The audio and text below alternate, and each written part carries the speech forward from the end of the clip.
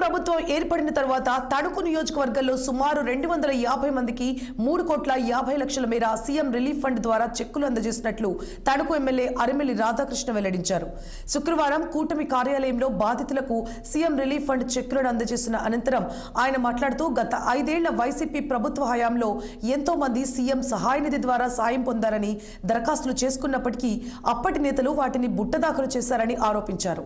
ముఖ్యమంత్రి సహాయ నిధి ద్వారా తణుకు పట్టణంతో పాటు రూరల్ మండలంలో 22 మందికి 20,54,000 రూపాయల ఆర్థిక సహాయాన్ని అందజేసినట్లు చెప్పారు.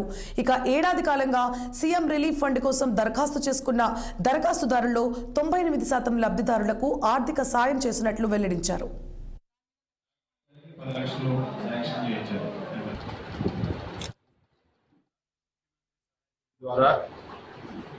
తణుకు పట్టణం తణుకు రూరల్ మండలానికి సంబంధించి దాదాపు 22 మందికి 20,54,000 రూపాయలు సీఎం రిలీఫ్ ఫండ్ని గౌరవ ముఖ్యమంత్రి వారు చంద్రబాబు నాయుడు గారు శాంక్షన్ చేయడం జరిగింది. ఈరోజు వీరందరూ కూడా సొంత ఖర్చులతో వైద్యం చేయించుకుని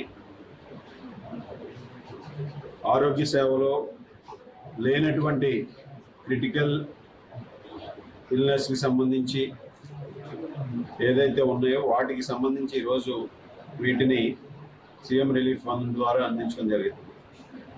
ఈ కూటమి ప్రభుత్వం ఏర్పడిన తర్వాత ఈ 1 సంవత్సరమే దాదాపు 250 మందికి 3.5 కోట్ల రూపాయలు తణుకు నియోజకవర్గంలో సీఎం రిలీఫ్ ఫండ్ ద్వారా అందించడం జరిగింది.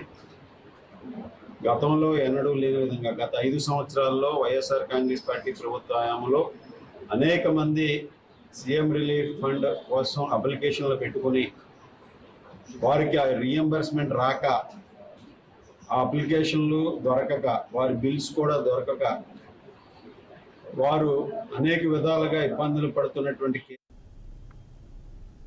తెలంగాణ గనులు